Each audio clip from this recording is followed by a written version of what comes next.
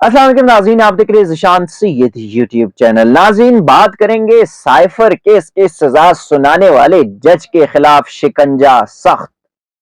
ان کے ہی اعلیٰ ججز نے ان کے خلاف شوکاز لکھ دیا، نوٹس لکھ دیا، اور اب ان کے خلاف کارروائی بھی ہوگی۔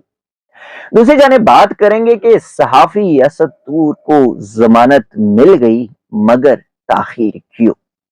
سب سے پہلے بات کریں گے سائفر کیس کے جج ابوالحسنات ذوالقرنین، جنہوں نے سابق وزیر اعظم عمران خان، سابق وزیر خارجہ شاہ محمود قریشی کو سائفر کیس میں وہ جلد بازی کی سزا دی تھی کہ سارے قانونی نکات، سارے قانونی دفعات اور سارے قانونی اصول پیچھے چھوڑ دیے اور ان کو سزا سنائی تھی۔ 10 سال، پھر 2 سال، پھر 2 سال اور 14 سال، 20 لاکھ جرمانے کی سزا سنائی گئی تھی۔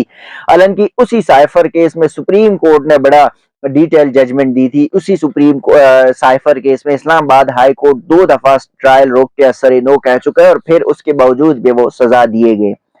سائفر کے سزا کے بعد جج صاحب تھوڑا بہت کبھی آتے کبھی نہ آتے رہے، لیکن پھر اس کے بعد 2 مہینے کی چھٹی پہ بھی چلے گئے۔ ہوا یوں کہ 9 مئی کے بعد پاکستان تحریک انصاف کے جو رہنما کارکنان، اس کے اوپر 9 مئی کے مقدمات درج تھے۔ اس میں سے ایک حلقہ اسلام آباد NA46 کے امیدوار عامر مغل بھی تھے۔ ان کے اوپر مختلف دہشت گردی کے دفعات تھے۔ 4 مقدمات اس کے اسلام آباد کے انسدادی دہشت گردی عدالت میں تھے، کیسز چل رہے تھے ضمانتوں کے، اور چونکہ آفیشل سیکرٹ ایکٹ کے جج ابوالحسنات ذوالقرنین وہ انسدادی دہشت گردی عدالت کے بھی جج ہے، تو عامر مغل کی کیسز وہ سن رہے تھے۔ ہوا یوں کہ عامر مغل کی وکلاء، عامر مغل پروسیکیوشن ٹیم جب ایک دن پیش ہوئے تو انہوں نے ضمانت ایکسٹینڈ کرائی 13 تاریخ تک، 13 مارچ تک۔ بٹ پھر ہوا یہ کہ 13 فروری تک، ہوا یہ کہ وہ ایکسٹینڈ کرائی، مگر یہاں پہ سین کچھ اور ہو گیا۔ سین یہ ہو گیا کہ وکلاء تھے، کچھ اور بھی دوست تھے، وہ وہاں پہ بیٹھے تھے۔ جج صاحب نے تاریخ دے دی کہ ہاں جی 13 تک ایکسٹینڈ ہو گئی، 13 کو اب نیکسٹ ڈیٹ آف ہیئرنگ ہوگی۔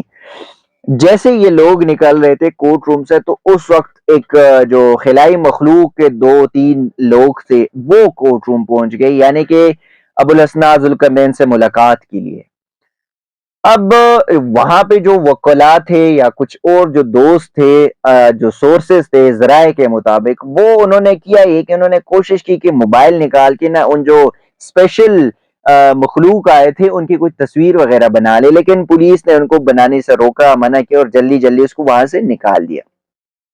پھر ہوا یہ کہ جب یہ لوگ وہاں سے گئے، اب عامر مغل کے جو وکیل ہے ان کو کال آئی تھی جج ابوالحسنات ذوالقرنین کی عدالت سے کہ آپ واپس آئے۔ وہ انہوں نے جانے سے انکار کیا، کیونکہ لگ یہ رہا تھا کہ اگر یہ وہاں پہ جائیں گے، وہاں پہ وہ بڑے معزز اور انسان نما فرشتے بیٹھے ہیں، تو شاید ایسا نہ ہو کہ اس کے ساتھ کچھ برا ہو جائے، تو وہ نہیں گئے۔ اب جب یہ نہیں گئے تو جج ابوالحسنات ذوالقرنین صاحب نے کیا یہ کہ ان کی عامر مغل کی 3 درخواستیں خارج کر دی۔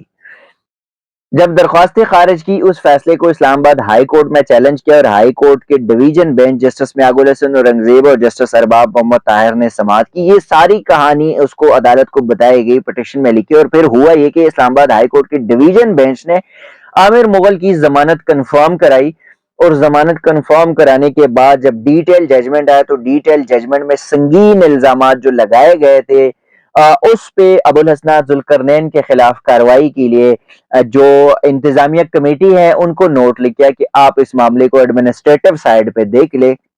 اب انتظامی کمیٹی جو ہے وہ اس معاملے کو دیکھے گی، لیکن چونکہ جج صاحب جو ہے انہوں نے آج کل ان کی جو پیر مرید ہے وہ بہت بڑے لوگ ہیں، جج صاحب بھی ان کے کہنے پہ جو ہے وہ بڑے تیز ترین اور انصاف کی فراہمی میں بڑے راتوں رات تک عدالتیں کھولتے ہیں اور فیصلے دیتے ہیں، تو بظاہر تو نہیں لگ رہا کہ کوئی کارروائی ہوگی، لیکن آئی ہوپ کہ ہو جائے۔ اس قسم کے ججز کا جو ہے نا وہ ہونا چاہیے، اس کا بھی ان کا انصاف ہونا چاہیے لوگوں کے ساتھ۔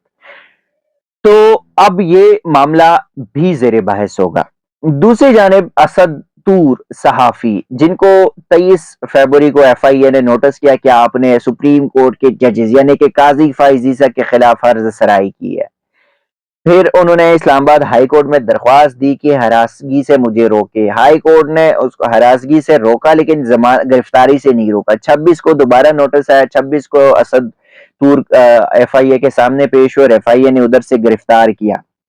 ہائی کورٹ نے پھر کیس سنا, لمبا دو دنوں تک لمبی پروسیڈنگ کی. اس پہ پھر 7 مارچ کو ججمنٹ ریزرو کرائے اور گزشتہ شام لیٹ ٹائم میں فیصلہ جاری کیا, اور اس میں کہا کہ چونکہ مقدمات جو ہے وہ مقدمہ درج ہو چکا ہے تو ہم کوئی ریلیف نہیں دے سکتے, اس لیے آپ متعلقہ کورٹ جائے. تو جناب چیف جسٹس عامر فاروق صاحب, آپ نے اگر یہ ججمنٹ یہی ججمنٹ دینی تھی تو 7 تاریخ کو دے دیتے, 8 تاریخ کو دے دیتے, پھر ہفتے سے زیادہ انتظار کیوں کرنا پڑا. خیر, دوسری جانب جب اسد طور کو جوڈیشل کر دیا گیا تو اس کی ضمانت کی درخواست دائر کر دی گئی تھی. اب درخواست ضمانت کس جج کے پاس تھی؟ اس جج کے پاس تھی جنہوں نے عمران خان کو توشخانہ فوجداری کیس میں انصاف کے تیز ترین فراہمی اور ریگولر کی سماعتیں کرتے ہوئے حق دفاع چھینتے ہوئے اس کو 3 سال جیل بھیج دیا تھا, 3 سال اور 5 سال کے لیے نہل کیا تھا. ہمایوں دلاور کے پاس پہلے اس نے نوٹس کیا تو 5 دن تک جو ہے پیر کو نوٹس کیا تو جمعرات تک ہیئرنگ جو ہے وہ ملتوی کر دی. اب جمعرات کو, پچھلے والی جمعرات کو جب سماعت ہوئی تو ایف آئی اے پروسیکیوٹر جو ہے وہ ایف آئی اے تفتیشی پیش نہیں ہو سکا, اور انہوں نے عدالت کو بتایا کہ ایف آئی اے بیمار ہے تفتیشی اور وہ اس وقت پیمز میں زیر علاج ہے. تو ہمایوں دلاور صاحب نے پھر سے خود ایک فیصلہ کیا اور ان کو منڈے یعنی کہ 18 مارچ تک سماعت ملتوی کر دی. اس فیصلے کے خلاف جو ہے وہ اسد طور کی ضمانت کے لیے اسلام آباد ہائی کورٹ میں ان کی وکیل ایمان مزاری نے درخواست دائر کر دی اور عدالت کو بتایا کہ سپریم کورٹ کے قاضی فائزی سے یا سپریم کورٹ نے یہ مان چکی ہے کہ جو offenses لگائے گئے ہیں وہ offenses سارے غلط ہیں. دوسری بات ہے کہ ہم شکایت کنندہ نہیں ہے, اور اٹارنی جنرل نے بھی کہا ہے کہ ایف آئی اے نے اس میں غلطی کی ہے, اس سے کوتاہی ہوئی ہے.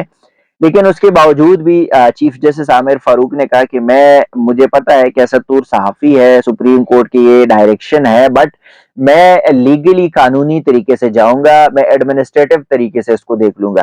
جب ایڈمنسٹریٹو طریقے سے انہوں نے دیکھا تو پھر شام کو 2 صفحات کی ایک ججمنٹ آئی اور اس میں یہ کہا گیا کہ ہمایوں دلاور کل یعنی کہ آج اسد طور کی ضمانت کا کیس سنے اور ایف آئی اے کو بھی ڈائریکشن دی کہ ریکارڈ پیش کرے. آج جب صبح سماعت ہوئی تو اسد طور کے وکیل ایمان مزاری نے عدالت کے سامنے ہمایوں دلاور کی عدالت میں کہا کہ سپریم کورٹ کا یہ فیصلہ ہے, یہ ڈائریکشن ہے, یہ دیکھ لے, اس میں تو offense ہی نہیں بنتی. اب جج صاحب کو یہ نہیں پتا تھا شاید کہ سپریم کورٹ کی بھی یہ ڈائریکشن ہے, اور ویسے جب پہلے وہ 18 کو دیکھے گئے تھے اور پھر ہائی کورٹ کی حکم پہ یہ بیٹھ گئے, ہفتہ جو چھٹی تھی وہ چھٹی قربان تو کر گئے اپنی, کیا قربان کرنا تھا, ہائی کورٹ نے قربان کر لی اس کی چھٹی. تو اس پہ انہوں نے ایف آئی اے پروسیکیوشن جو تفتیشی ہے اس سے پوچھا کہ ہاں جی اس میں واقعی ایسا ہے, اور اس پہ بھی ایف آئی اے نے کہا جی ہاں جی سپریم کورٹ کا یہ فیصلہ ہے, جو offenses ہے وہ غلط ہے اور offenses کے اوپر جو ہے نا وہ ہم نہیں کر سکتے. اچھا, پھر اسد طور کی ضمانت منظور کر لی ہے, روپکار جاری کر دیا, لیکن جج صاحب نے ابھی ایف آئی اے کے خلاف بھی کوئی کاروائی نہیں کی.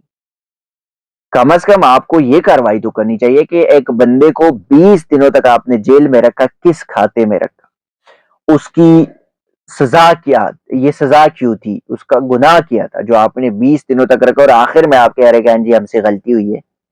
تو خیر, اسد طور ضمانت اس کی منظور ہو گئی, آج انشاءاللہ وہ رہا ہو جائیں گے, جو کہ اچھی ایک خبر ہے. ان کی بوڑھی والدہ ہے جو کہ بڑا پریشان تھی, اور دوسری جانب انتظار کریں گے کہ جج ابو الحسنات ذوالقرنین کا مستقبل کیا ہوگا. جو سنگین الزامات کی زد میں ہیں وہ اپنی نوکری بچا پائیں گے یا نہیں, یہ فیصلہ جیسے آئیں گے آپ کے ساتھ شیئر کریں گے. تب تک کے لیے دیجیے اجازت, اللہ حافظ.